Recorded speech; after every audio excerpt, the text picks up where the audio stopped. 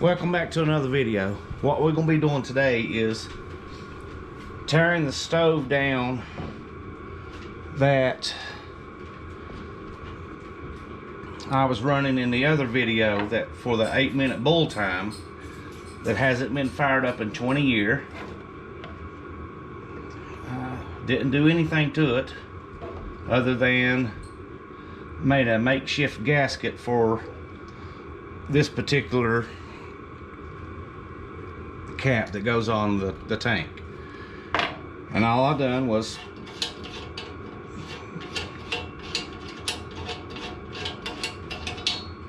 took a cap off one of my lanterns and replaced it, because I honestly don't like these piece caps. I like the solid cap. But anyway, what we're going to do, we're just going to go ahead and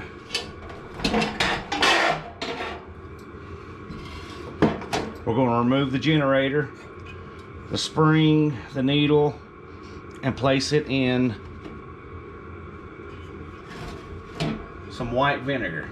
And all you need is a 3/8 and a 7/16, possibly a set of needle nose pliers if the spring doesn't come out, and we'll just dip everything in the white vinegar solution. So here's the 3/8,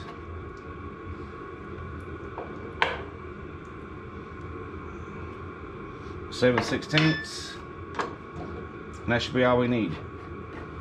So go ahead and I can already see that the generator tube is bent. That's no big deal. It's no big issue.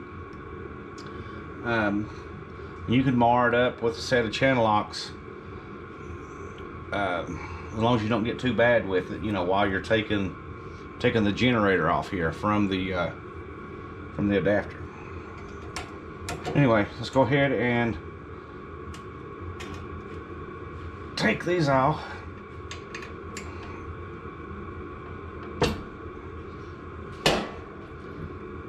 And when you put them back on, you ain't got to have them extremely tight, just snug. What you want to do is look through everything to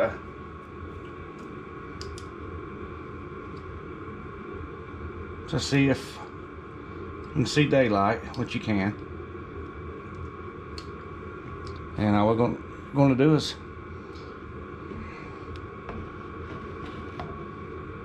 drop it in the white vinegar for about 30 minutes. Okay, now what you see here, I'm just going to place it on the stove over here. You see this little needle sticking out.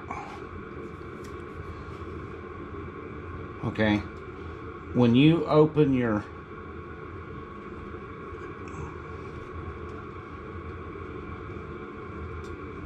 valve to allow more fuel in, that needle draws back in, and then when you turn your flame down, it'll go back out.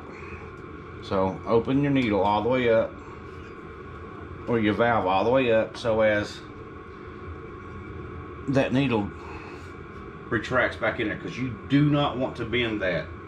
You bend that, you have to get a whole new part, and we don't want that. We don't want that at all. All right, now I'm just going to get a set of channel locks, and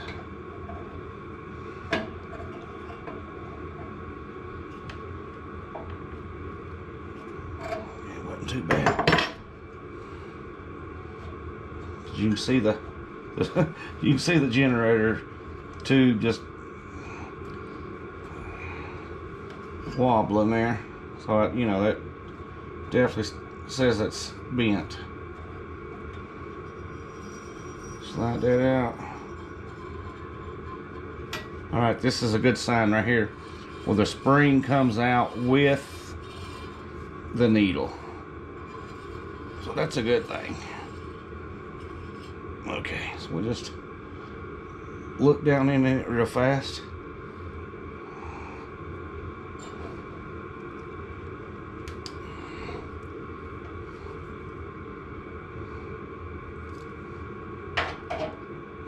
Okay, drop him in there. Take the spring, feel of it, feel crud, carbon build up. Drop him in there. Okay, now from here, a lot of people take a #1 screwdriver or #1 flathead, the small one, and take the knob off. Well, I've already looked at the knob. There's nothing, you know, nothing wrong with it. So we're going to just take this nut off here. That'll be the 7/8. But we're going to hold the volume, and don't let it move as much as possible, because you know it's wide open anyway.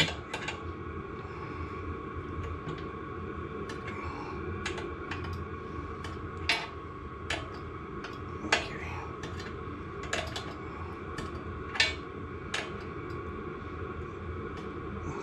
And you see the dingy and the new brass.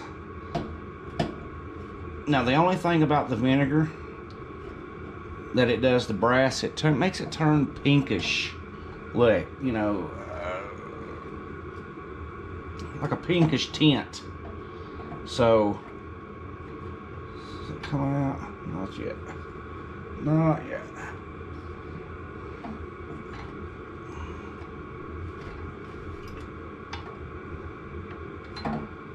But it'll come off, you know, it's no big deal.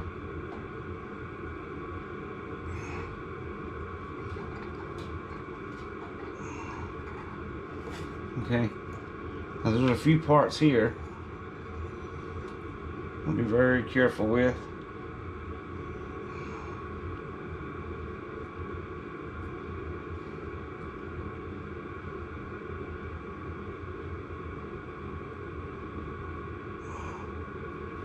Feel this, you feel some corrosion here, carbon. Take your rag,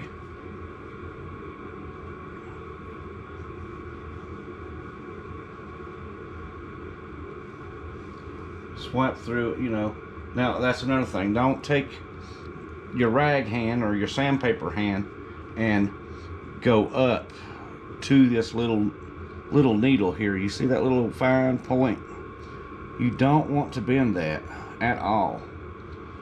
So what you want to do is you want to take and pull it, leaving your rag hand or your sandpaper hand still.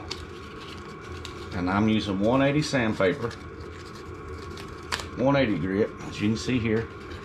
It's 180 grit. I'm just placing it in here and spinning to get started.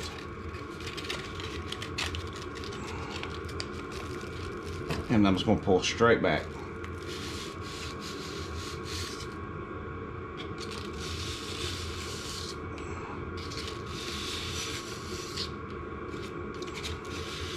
And you can feel it as it runs across the carbon. You can feel it here in the sandpaper.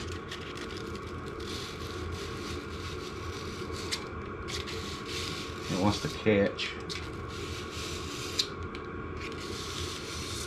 Okay. Smoother.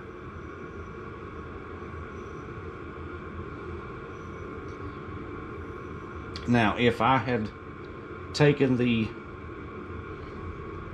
knob off, I could have threw it, put everything in the vinegar. But the least that I take apart is the least I got to put back together, which, you know, it's no big deal. Ain't nothing but a thing. So we just wipe it. And if you want to, you can just dip a corner of your clean rag in the solution and then put a light coat on it, set it off to the side, and then come back to it in about 30 minutes or so. Okay, now there's one tool I did not get, and that is a big crescent wrench to take my pump out here. Well, not my pump, but my pickup line and everything in here.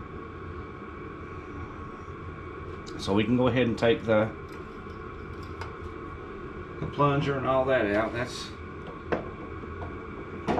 We need a flathead screwdriver.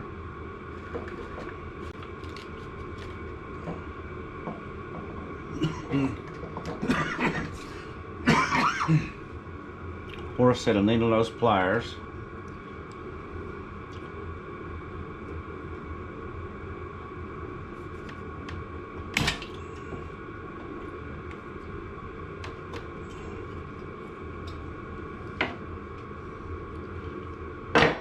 Take the channel locks and then very lightly press it down just a little bit, so as when you put it back on, it'll have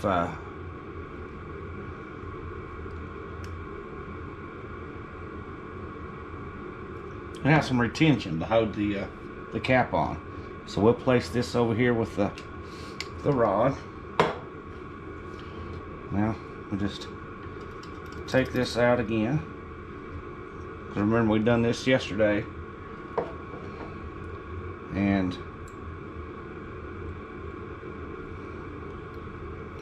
we can stretch the little springy out if you want to, just a little bit, just ever so slightly.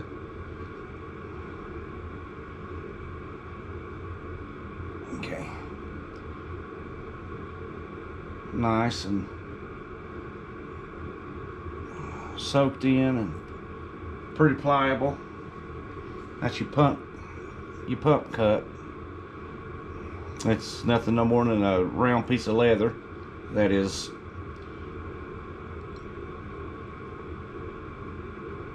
formed here. Now a lot of people, they take it and make it look like an umbrella, but where I don't have a new one to go on there, I'm just going to leave it in this fashion. You can take this clip out right here, take this little nut, looks like a cross. Some looks like this, the others don't. The other one's pressed down, and I'm just going to leave this there.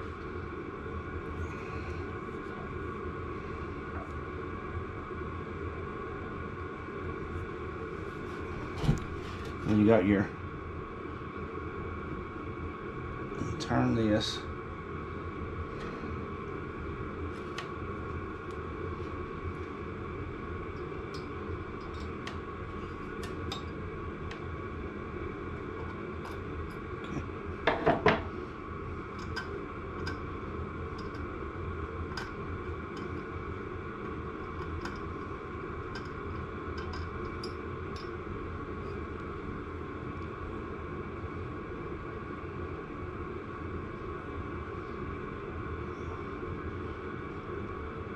and then if you look down in here, you can see your check valve.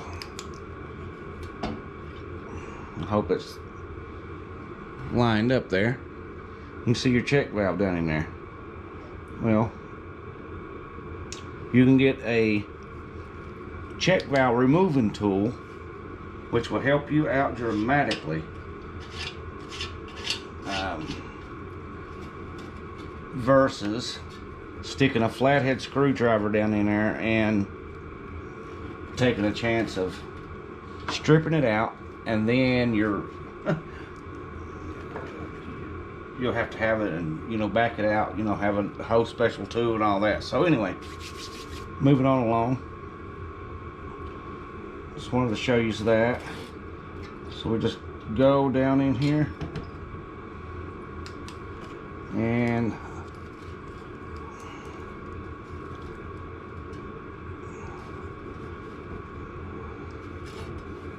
put that back in the center.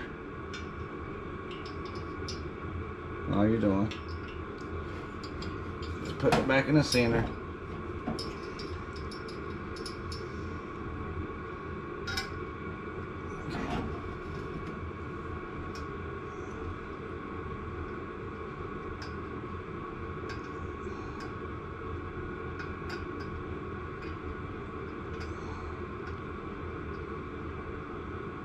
And just tighten it up, just finger tight.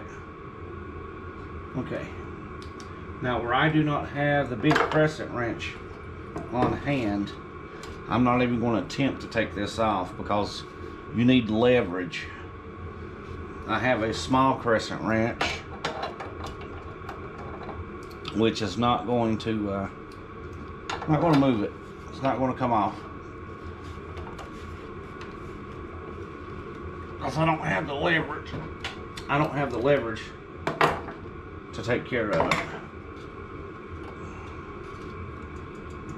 So we cannot take this out. And all I'm wanting to really do is to pull this out to check this. Because when this goes up, there's a little needle in there that goes up and down. That barely sticks out the bottom end. That's all you're checking. That and seeing how much rust is in the tank and all that. But I move.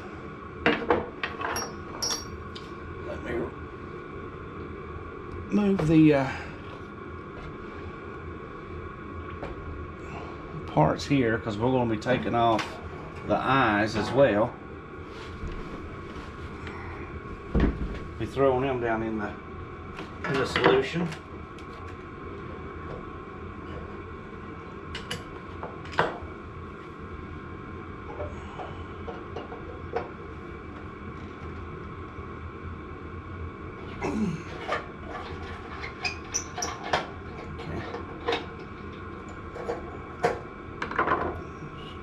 Just a brass bolt or screw, and then you have a whole gob of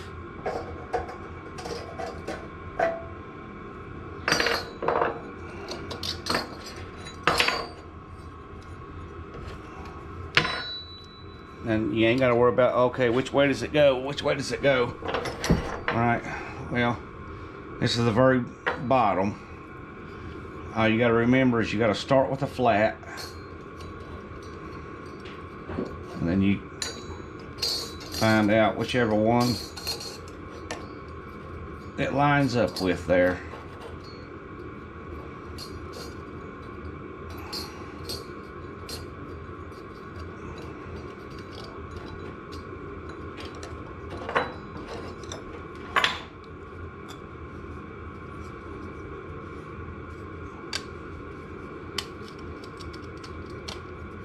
And then your next piece, you just keep layering it. All you got to remember, you start with a flat, you end with a flat, and then you have corrugated. Got to bend them just slightly. Don't try to force them.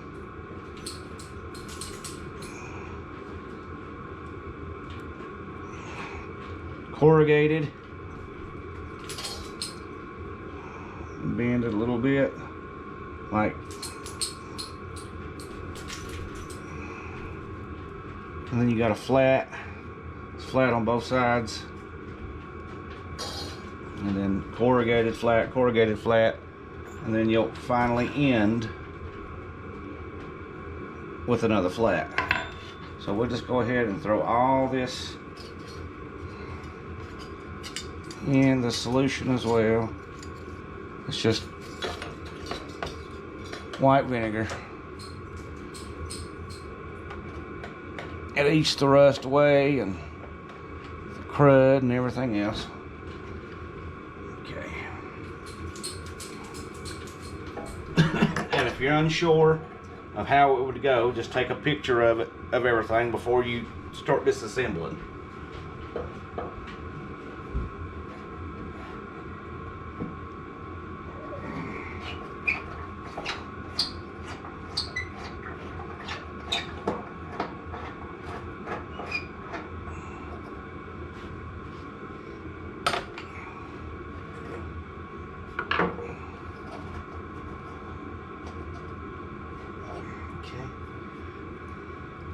It's just one big old nasty clod.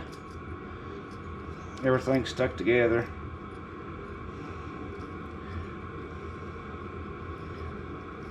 Just throw it down in the solution.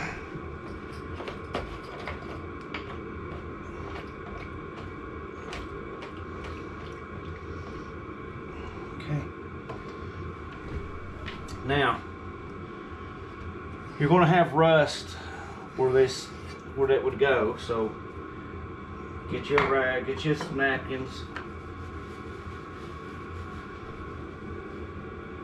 dip it down in the solution, and then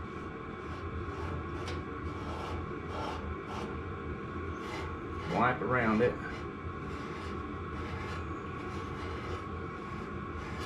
I don't have enough solution to dip the whole burner outfit down in there, so we're just going to do the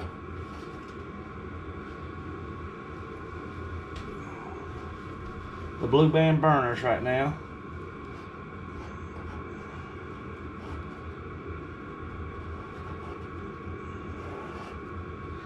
Okay. Take a flashlight and shine down in there inside your burner.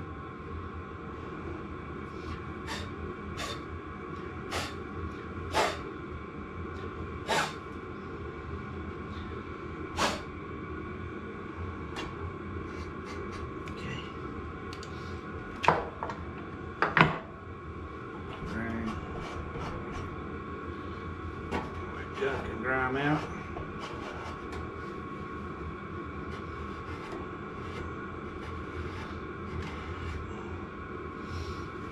And it's just pretty much a waiting game. You know, 30 minutes to an hour. And then reassemble everything. So, I'm gonna let these soak for a little bit and I'll get back with you. Stay tuned.